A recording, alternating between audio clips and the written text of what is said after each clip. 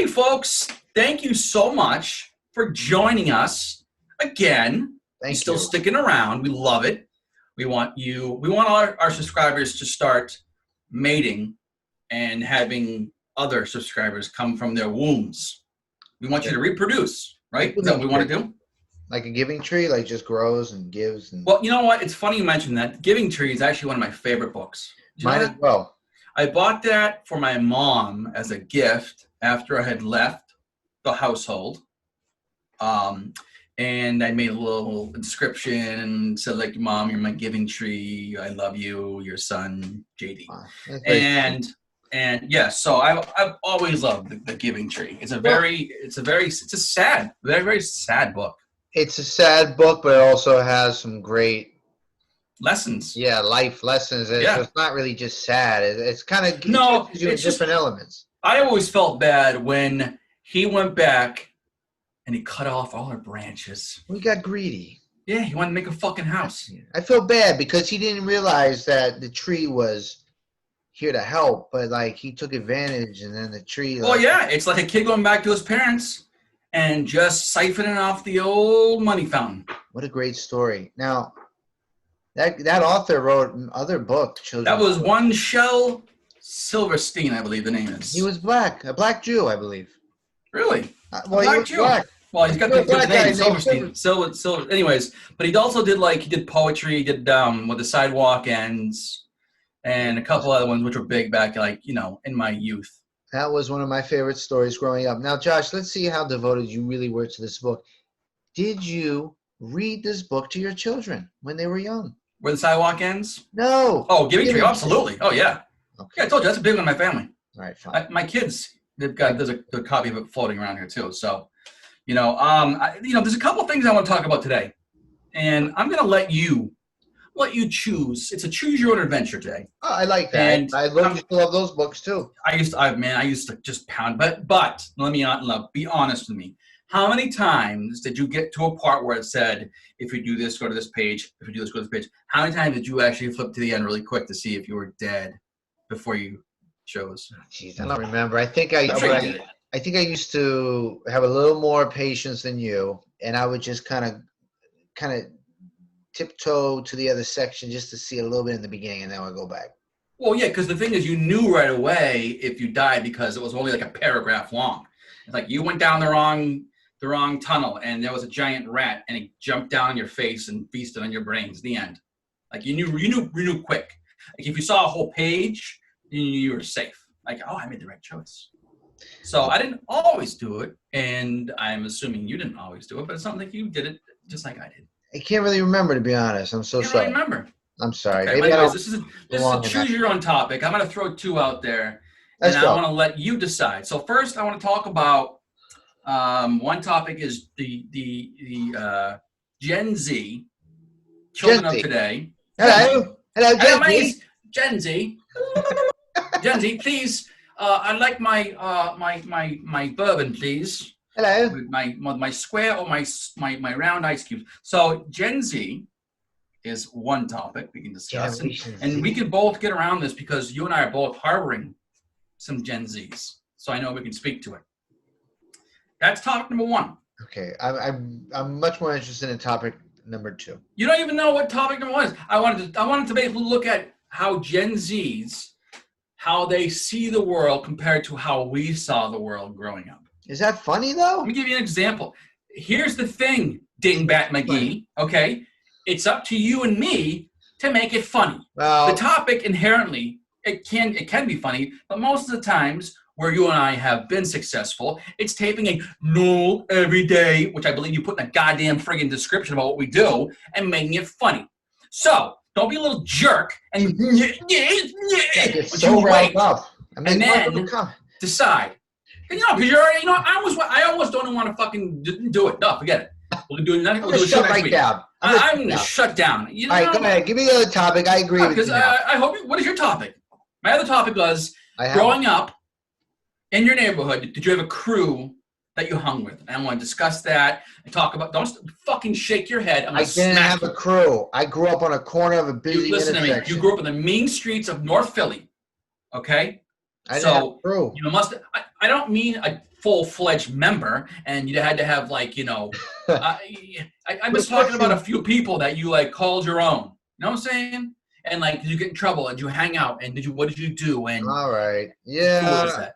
Jesus Christ! So. You know what? I didn't have I'm going to my pal Lloyd because I can't handle this. Either that, or I'm going to my brother Chris because I know he would happily hop on. Matter of fact, let's bring him in right now. Chris, hey, welcome to the show.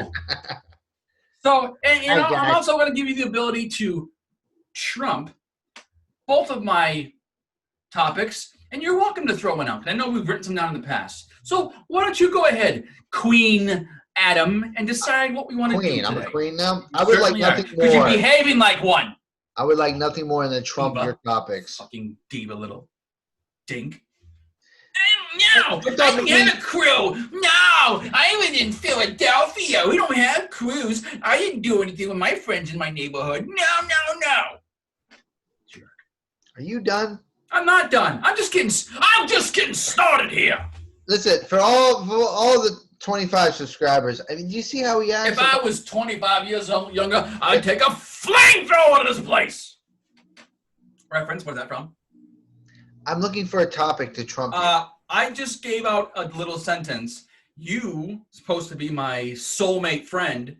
What was that movie I just referenced? Say it again, please. If I was a little younger, I'd take a flamethrower to this place. If I were the man I was 5 years ago, I'd take a flamethrower to this place. Well, I'm supposed to smack down my walking cane, my walking stick, but I can't do that. A flamethrower? People, you see what I gotta work with? Like Creep Show 2? Like sometimes, yeah. Creep Show 2?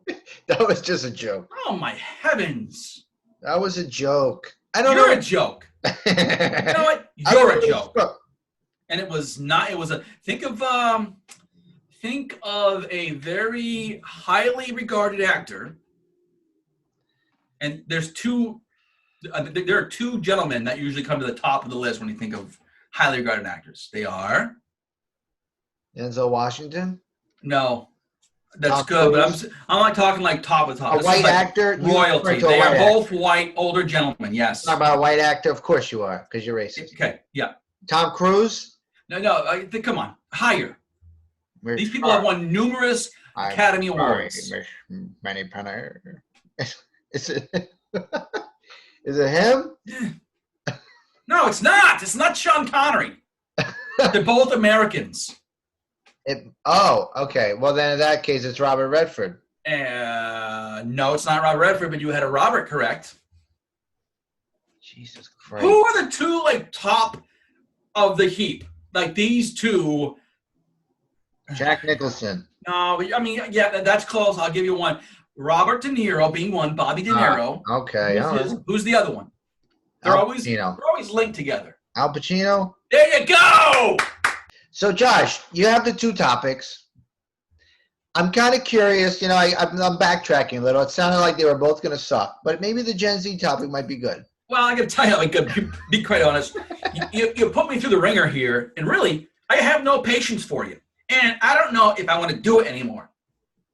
Well, you said the Gen Z, because we had similar... Gen Z, yeah. We've got Gen Zs. We're raising Gen Zs and Frenzies and Menzies. Gen Z here?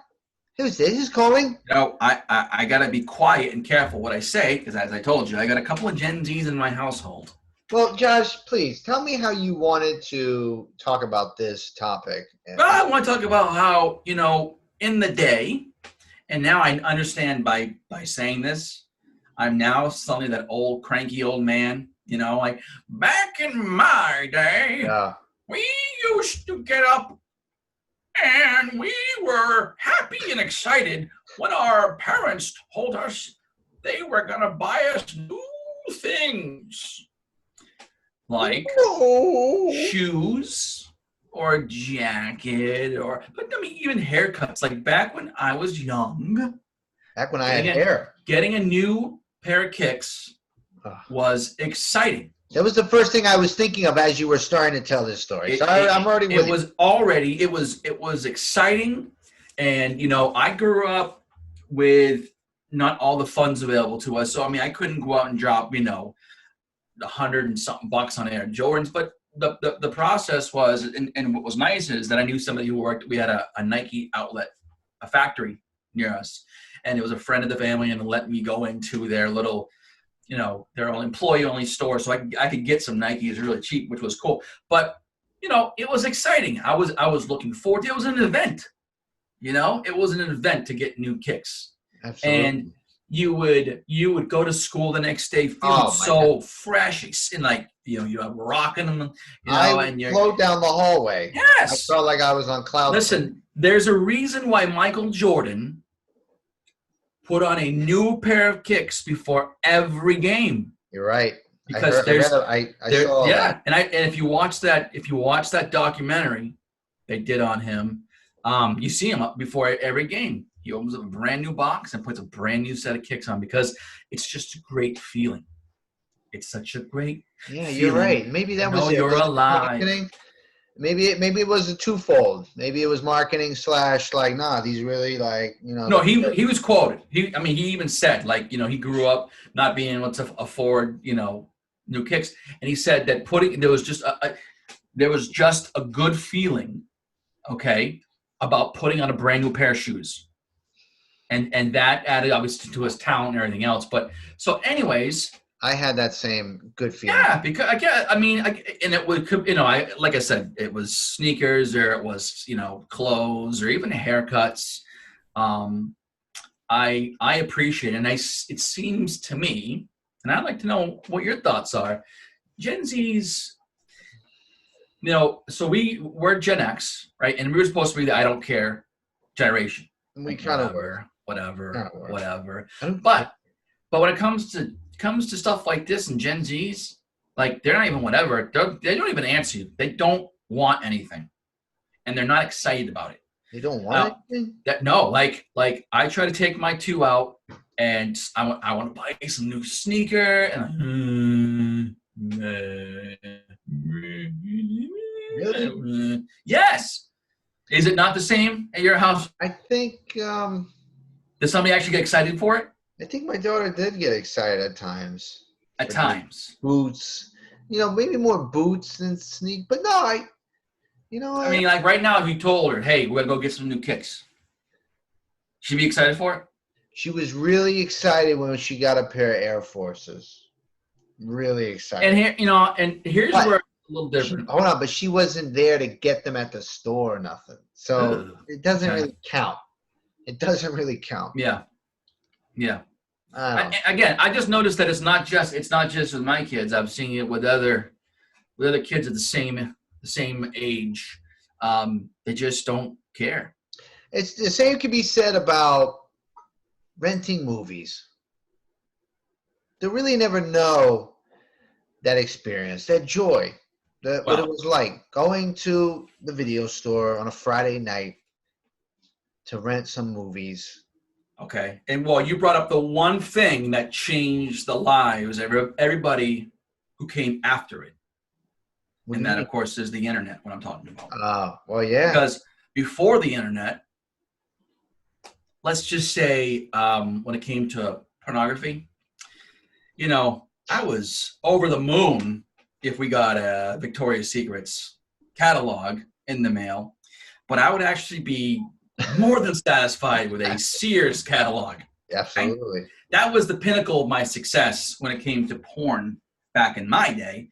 Plus, you had the actual catalog that you couldn't just keep it lying around in your room, so it had to be stashed somewhere. And if it was ever found, well, then there's really no explaining this. Son, what is this Sears catalog doing hidden under the bottom of the bathroom floor? I don't know, but I was making a Christmas list, Dad. Hey, Dad. I wanted this really nice demi cup and a bee, So you had a rough family. Did you used to get hit with the strap too? The strap. Well, I never got the strap. I got a brush. A brush. A big brush. Paintbrush? No. What is a brush? This is a hairbrush. Okay, a wooden hairbrush, and you would turn it. You would turn it so it's not the bristles you're getting hit with. You're getting hit with obviously that wood piece. And the one thing that would always be said is if you try to put your hands back there, to maybe stop an attack or two. Well, that only made it worse. And that was even said to you, you're going to make it worse because next thing you know, you got the old brush coming down your fingers and on your hands. That does hurt. And then you're still going to get the old whack in the fanny regardless, you know? Well, that's another topic, kids today. I mean, I'd say, you know, I'm sure there are some families that, unfortunately, they are. Corporal punishment? Yeah. Yes. But for the most part, that kind of has been sort of. I agree. I've never put my hands on my kid. I think one time I may have grabbed a hold of one of my kids, just grabbed them, and I felt instantly horrible.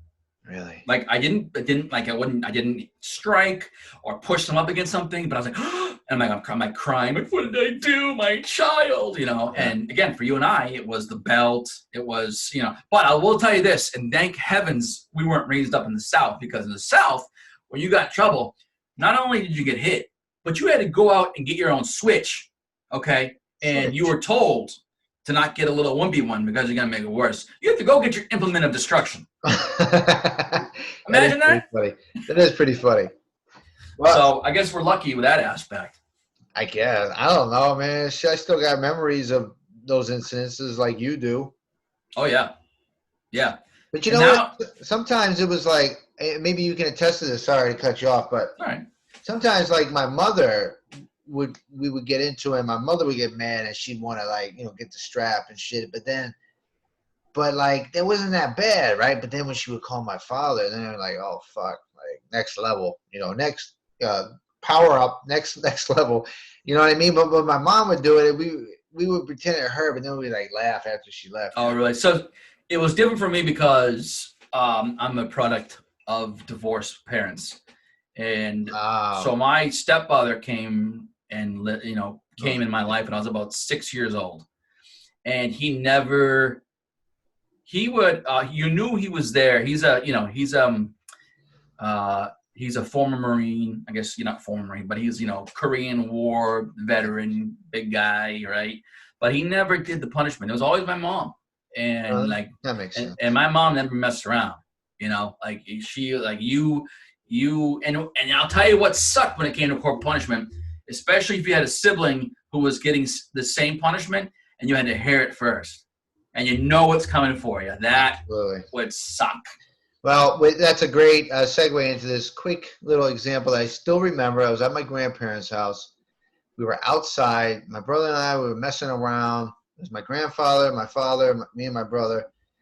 Me and my brother were messing around. It got to the point where my dad got pissed, and he grabs my brother and starts whacking him and stuff. And I'm standing by my grandfather and I'm laughing. And my grandfather goes, "Don't laugh, you're next." Did you know you were in line for this? Yes.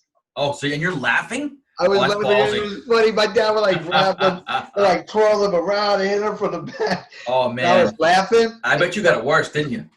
I don't know. Probably got it worse. Paid attention, but he goes, "Don't laugh, you're next." And I said, "I know."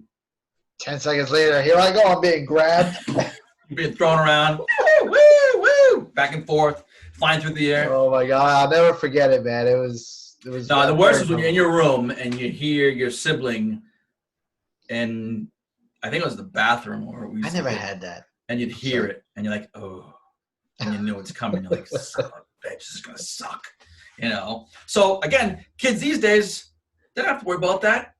Don't really know what that's like. Don't really know about renting movies. Don't know about buying sneakers. Don't worry about having to get their own porn. Now they can just friggin' go on their stupid smartphone. They got everything at their friggin', which is scary in itself. But they got everything they can ever imagine. When you were like 15, did you ever go to a movie store and try to rent a porno? No. What I would do is I would go and steal the magazines. No, not the magazine. I didn't have porn. I never had movie porn until There was no porno videos in your movie stores? No, there may have been the little curtain, adults only. But and the most I ever did was try to look behind there and look at the covers. Okay. Yeah, no, I hear you. Me too. But I couldn't, because until I'm getting my, if you're there at that age, you're young, you're with your parents. So you're not about to try to, I know. Oh, by the way, can you put this on my parents' account? Where's Josh? What's Josh doing? Attention, So- Josh Locke, please come to the service desk. And the judge goes, I already did.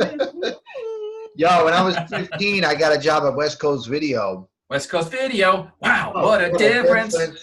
And they had the curtain, the back room with They the did. curtain. And every once in a while, I would get to put back pornos.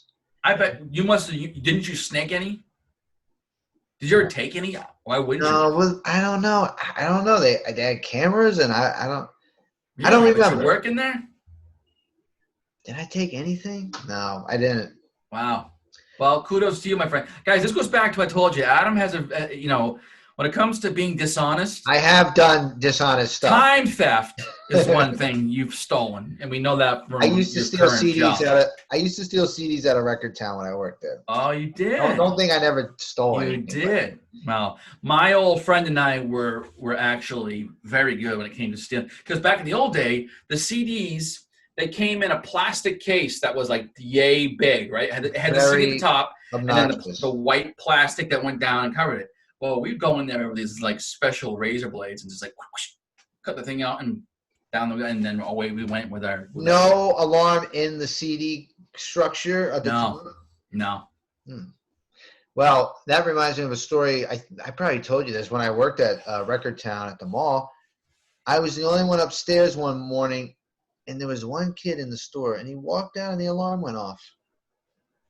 And I had to make a choice. Do I chase him or do I stay here stealing pornos? I said, yo. I was like, yo. Well, wait, yo. So you went outside? I walked out to him. He stopped. He didn't run. Yeah. And I said, what's going on, man? Like, what you got? He's like, I just got these 2 CDs. He had 2 CDs in his hand. Do you remember what they were? One of them was Mobb Deep, the infamous. I was like, all right, man. Like, I respect it. I respect your game. I was like, you know what? Because of those choices, I'm gonna let you go. Today's your lucky day, kid. I like you. I Don't like you your ever taste come in back music. Yeah. You go on the wall of shame. I did. I said, all right, man. I don't remember.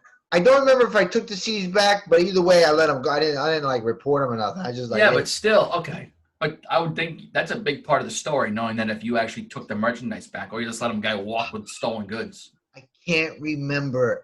I know it sounds weird. I remember all that, but I don't Like remember. maybe you're in on it. Maybe you're in Remember, cahoots. meet me behind Listen, Otis Spunkenmeyer. Here's one more. I want to copy that too. Yeah, but I was like, oh God, what do I do?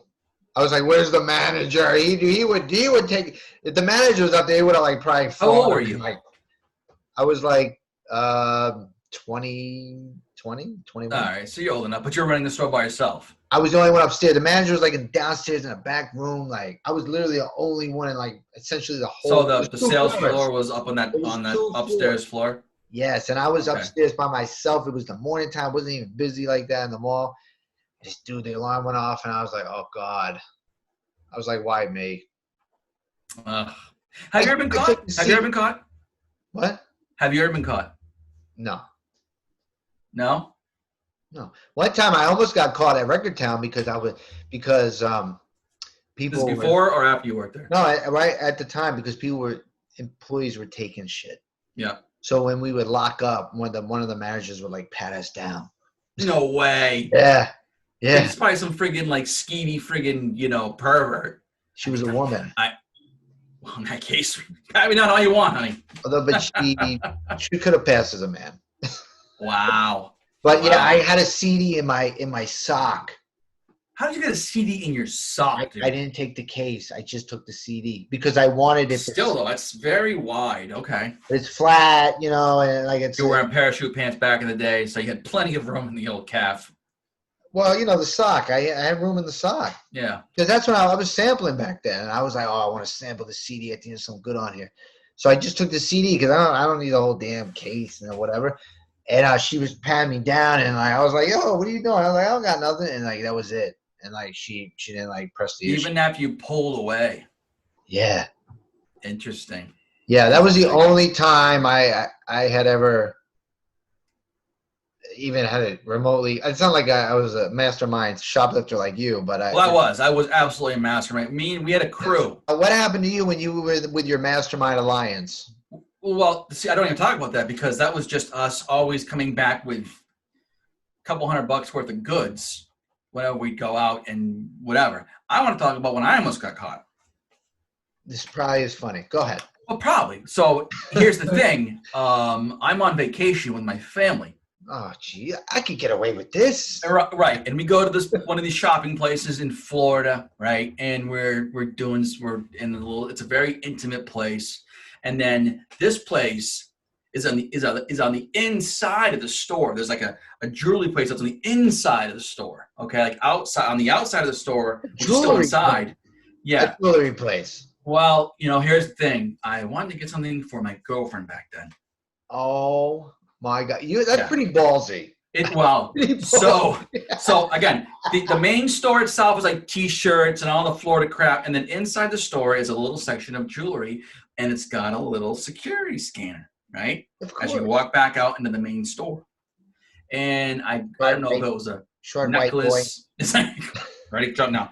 If it was a necklace or something like that, but I grabbed it, I threw it down in my shorts. Well, wait a minute, hold on. Was this real like gold? Because shouldn't have been in a case. It was like sterling silver or something. All right, so it wasn't even like high end, but no, it was like the Macy's counter, the stuff above or something. Right. I mean, above, it wasn't like crazy. It's just like costume jewelry. Well, again, they had everything with silver. security on it. Like everything had little security knobs on it, right? And then they had a security thing you'd walk through just to get to this inside special spot. And you saw this security thing, and you still took it. I don't know if I was so cocky, and so I remember going and I'm walking through. Beep, beep, beep, beep, beep, beep, beep, beep. Excuse me, stop that boy! And I'm like, what the heck? I'm like, that's weird. And I turn back around again. My parents and sibling, they're there when this is happening. They saw you. Yes, and my mom, Oh. I think she was embarrassed. It's like, oh my gosh, and like started to walk. And what I did was I turned back. I went back in again to see if to pretend is this gonna go off again. I don't know what's going on. And I go back in, and I immediately, they're like looking at me, but I take out the necklace and I stash it really quick. Like there's a rack of something. I forget what it was. Okay. And then I walk out again. Well, this dude who like works in the store, right? He's like following me from the get-go. As soon as his alarm goes off, he's like kind of watching me, following me, and he goes to where I was, and then he's flipping this corner. I'm not even kidding. He was like an old gangster. Like, Ash, eh? All right, kidding. Yeah, he's like flipping the corner, right? And then he follows me out, and he's like, "Stay away from my jewelry, kid." See? Yeah. So he basically found what I'd thrown back there. Did he say that? Stay away from the and it was right in front of my parents, and my mom was so embarrassed.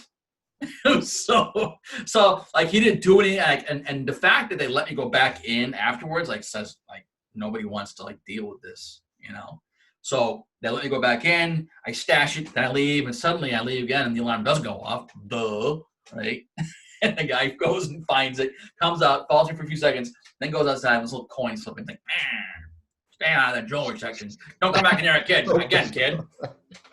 That's so bizarre. Oh my God. I was like, I didn't want to go home. I was just trying to get my girlfriend. Sir, I would like to buy the necklace now. I know. And I'll tell you, and one of the best things I used to do, which is the worst thing, was switching price tags. Because back in the day, like it wasn't like today when the UPC code built into it. It was just a matter of taking one price tag off one thing and either putting it over the top of the other or pulling that one off. And dude, I used to do that all the time.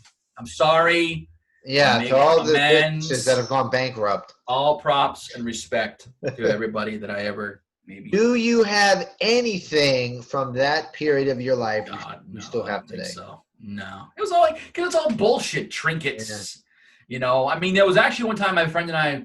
We went into a local store, and it took us like 4 or 5 trips, and we each came out because we had to do it in sections. We stole each an RC car, which was like worth like $100 back then, which was a lot. And we had to like go take the shell out, and then like the engine, and then the remote control, and we'd go back in and come back out, dump it, go back in, pull a piece, come back out, dump it, and like that was over a period of like an hour and a half.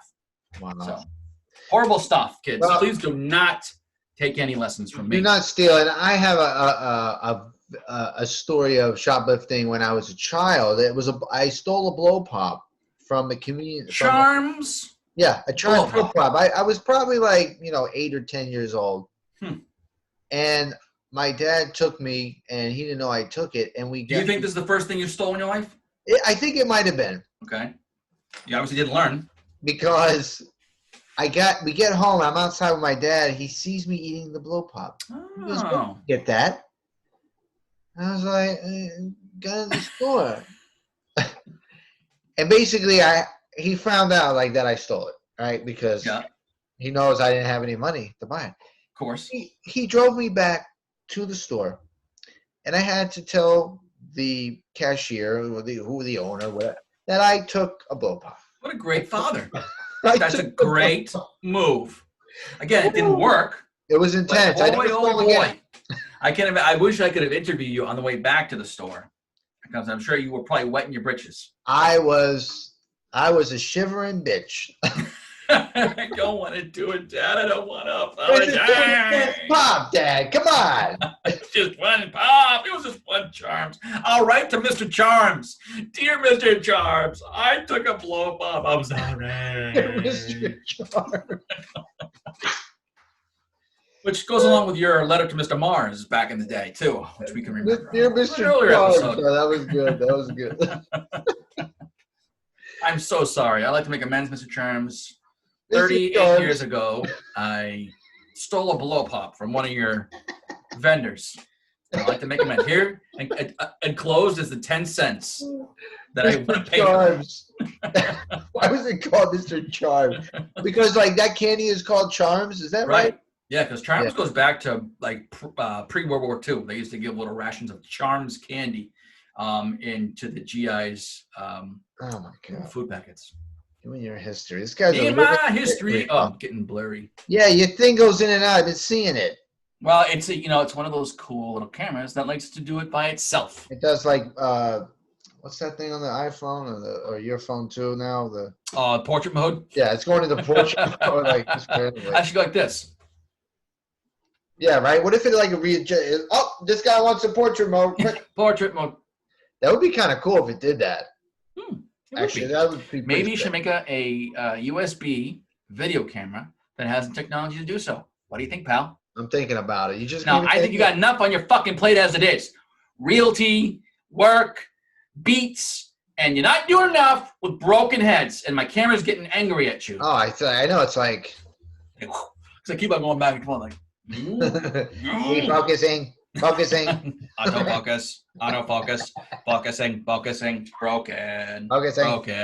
broken heads. Well, this turned out to be a great topic. Yeah, it was probably more enjoyable for us than it will be for our listeners, but yes. I had fun. And who knows what they'll end up seeing by the time you slash and burn.